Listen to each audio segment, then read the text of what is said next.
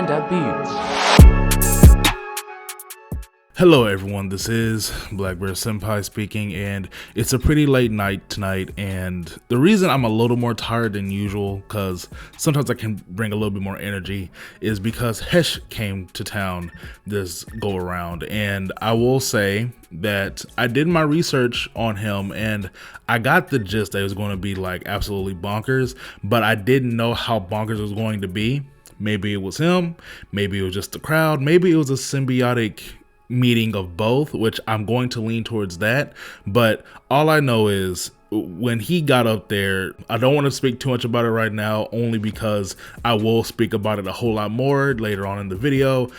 And there's also a lot more artists in between that definitely fed off of that energy, and they essentially built what Hesh was going to unleash on us later on. As far as just the energy and everything like that, it was pretty good. I did think it was a little unhinged this time. Usually I say that in a good way, but I think this time it was a different type of crowd as far as the individuals.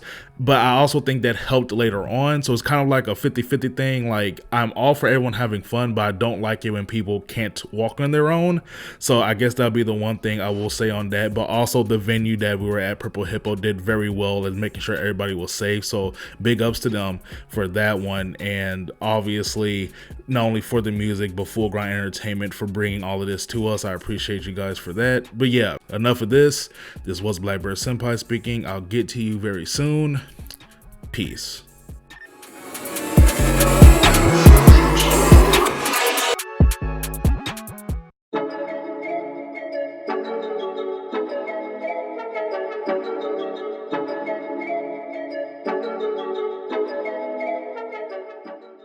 So I've made it habit now to try to get to the venue a little bit before the show starts, if I'm allowed in for the most part. And today was one of those events.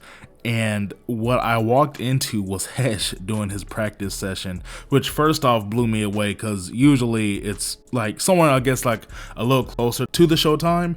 But to see him kind of like just go through the motions, get all the sounds right, get used to the boards, I was like, well, this is going to be a great way to start my video. So this is the first thing I get to shoot. We had a new platform here in the Purple Hippo, which kind of made everything seem a little bit more official and just a little better, just to kind of have them higher up. I knew it was going to help me with my shots, so that's just on a personal note.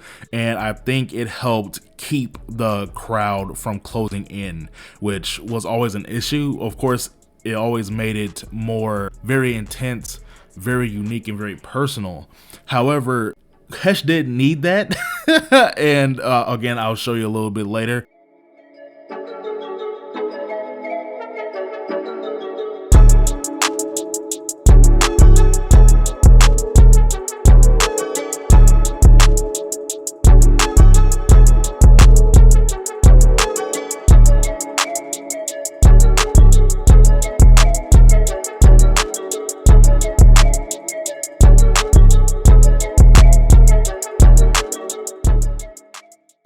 Bane and Zisher doing a back-to-back. I want to say that's how you pronounce homeboy's name. Zisher, something like that. It looks like Seizure, but with the Z.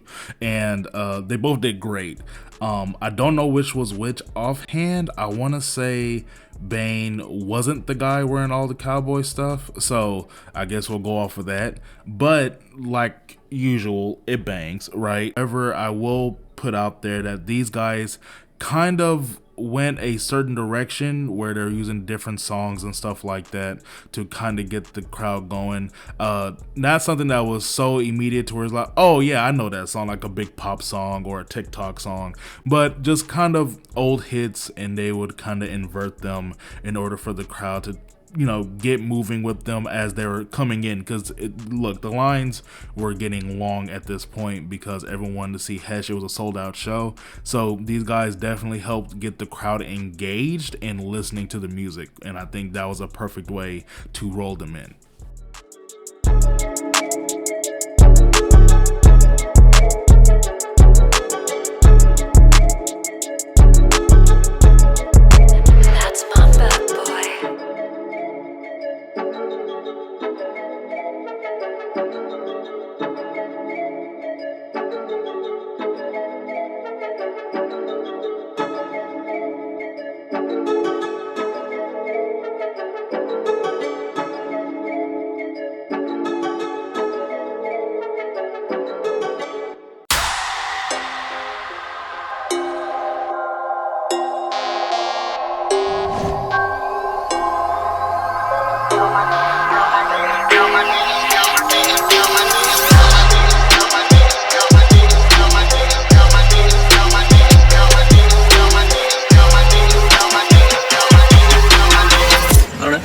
Notice me, senpai. Notice me.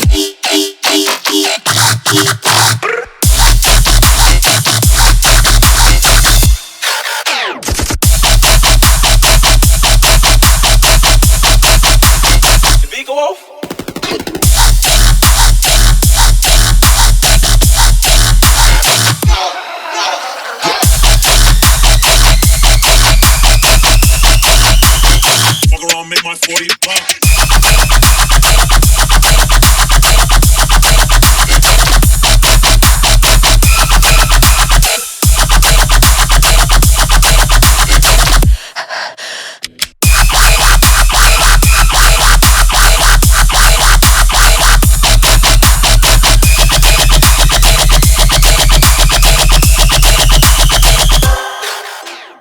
Next after was Kinetic, and his name is all you need to know. He definitely was bringing an energy to what was already a pretty intense crowd, but just like before, I think he did well in focusing the energy and again just kind of re-establishing what the crowd needed to do, which was be engaged, because the last thing you wanted to do is for this crowd to get kind of out there and get too into maybe making a commotion than just say listen to the music. Of course those things are going to happen, especially at a big dubstep show like this, and that's kind of what we're there for. But when it happens too early, the crowd can get too tired. The crowd could get, maybe a little too antsy. So it was good that we had these artists that were able to maybe control things. That's that they couldn't bang or that they weren't, but I think just their positioning, because the artists after this did not do that. And again, it's not a negative, it's just more or less that wasn't their position in the show. Fuck around, make my 40 pop.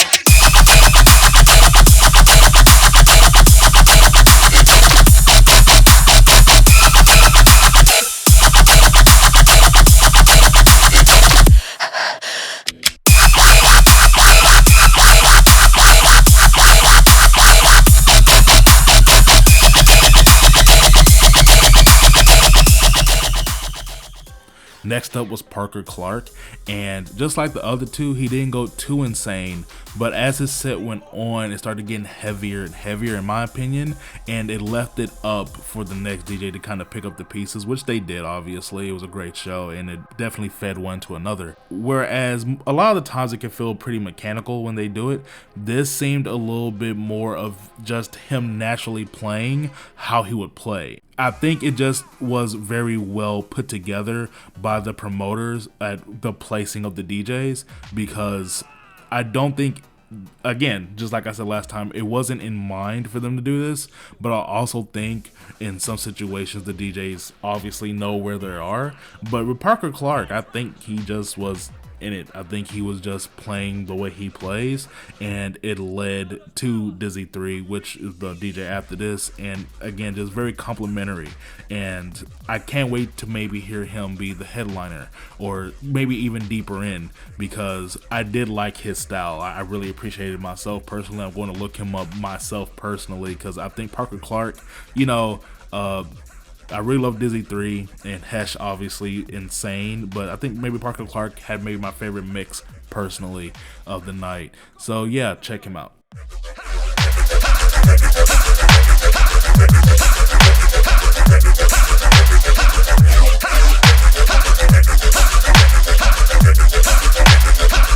This is a good result.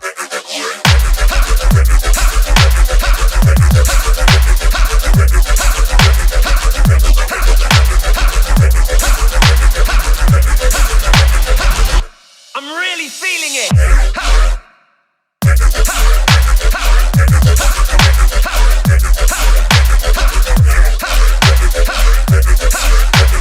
Backslash. Backslash. Backslash.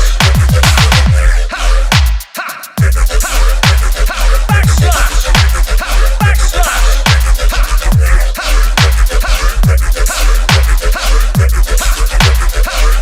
Vision. I see.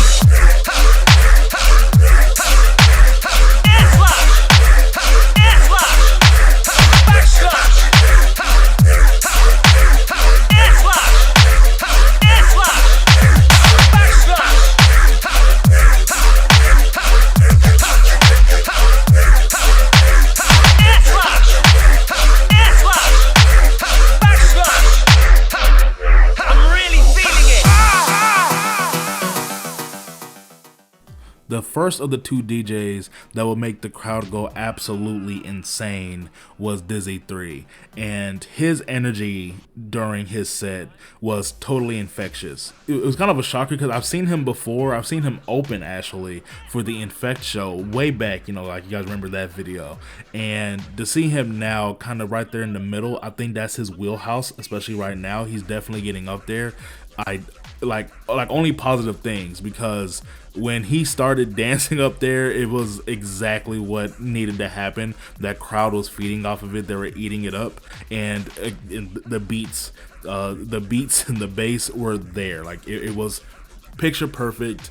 Definitely took it from an 8 or a 9 to a 10, maybe past that, because the energy never dropped after that, and it was all thanks to Dizzy kind of bringing that on, that swell of just angst. And again, that's kind of what you're there for at these shows, like of course Plur and all of that. When you're at a dubstep show like this, especially headlined by Hesh, you kind of want things to get a little amped, get those mosh pits going, everything like that. And they weren't going quite yet with Dizzy, but they were starting to push, starting to get a little rowdy, and that's exactly what he was there for. So big ups to him. Check him out later.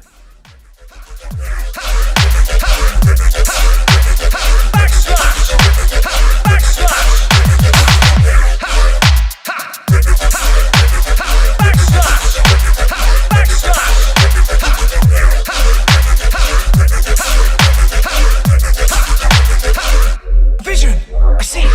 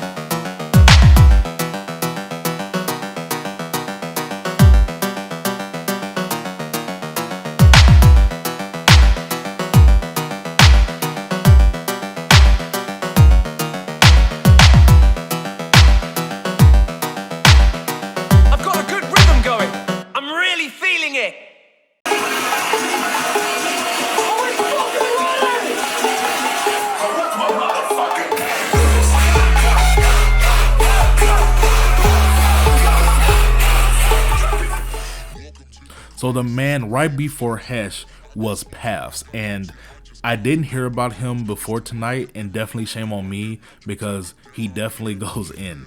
He was the perfect guy to lead into Hesh. He went harder than Dizzy, which again at the time I didn't think was immediately possible, like for it to just escalate the way it did, and he left it open for Hesh to just kind of take it over the ledge. Pafs definitely knew what the crowd wanted, and he gave them plates and plates of it, plenty to gorge themselves on before Hesh finally gave them the entree. I will say that if I had to choose, I would say Dizzy was maybe funner in my opinion as far as just straight energy goes, but Pafs definitely is up there as far as like production and mix. Once I show you guys Hesh, and I actually have like a good portion of mix from him, you'll know why this guy is like the next up.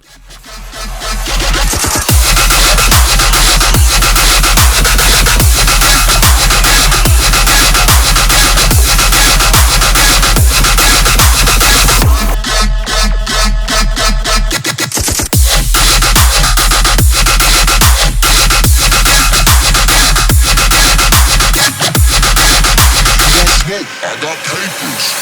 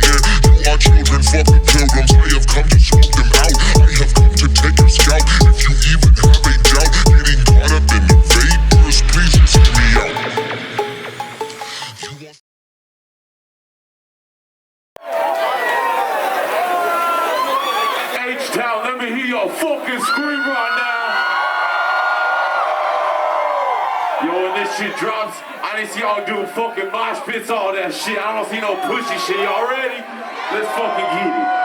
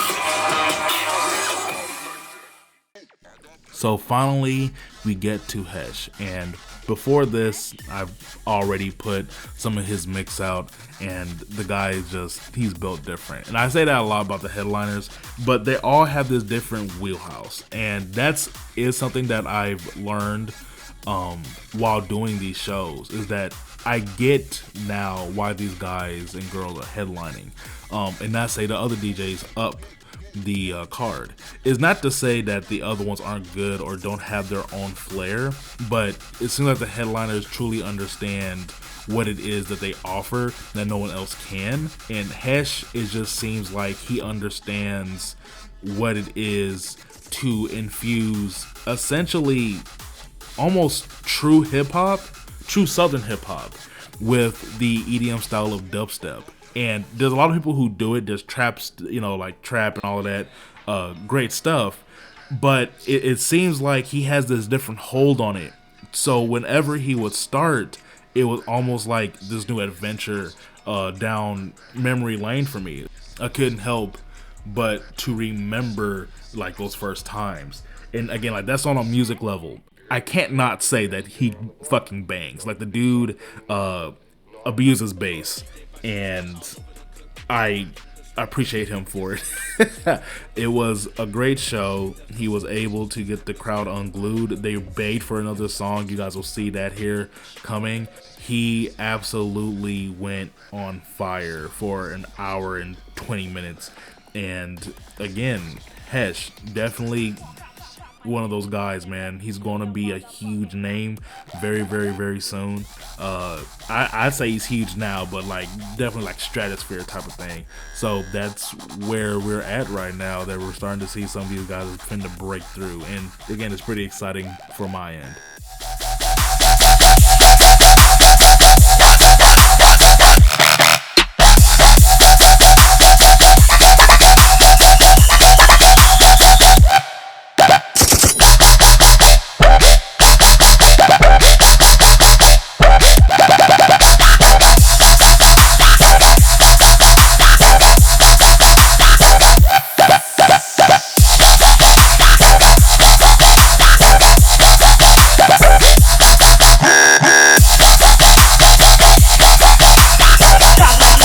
And back.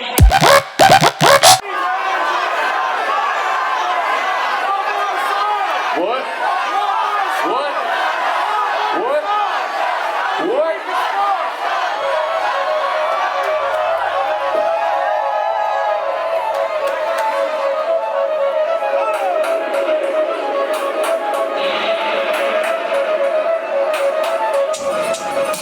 Yo, this is the last fucking one. Y'all better go hard as shit. That Texas shit, let's get it.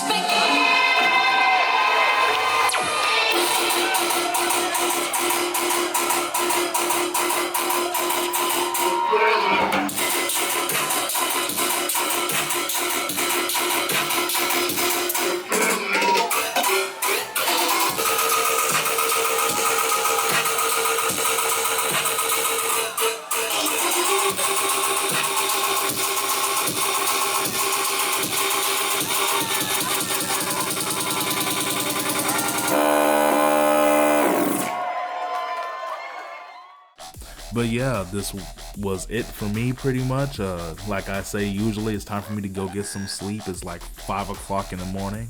But yeah, this was Blackbear Senpai speaking. Please like and subscribe. It would really help. Leave a comment. Let me know if you were there, and say that you were there. Who was your favorite DJ?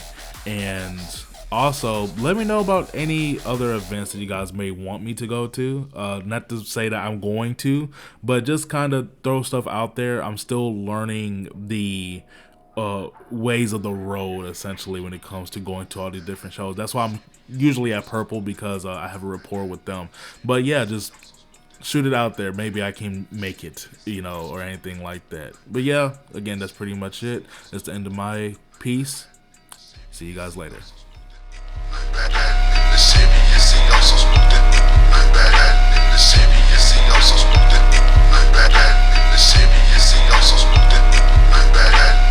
They vice was all over the club, we drove up in the smoke. Now we got plenty of this bitch and we gon' serve plenty of dope. There's no survivors, just a blood scattered all over the place. We built out, smoked out, loped out in that fucking Chevrolet.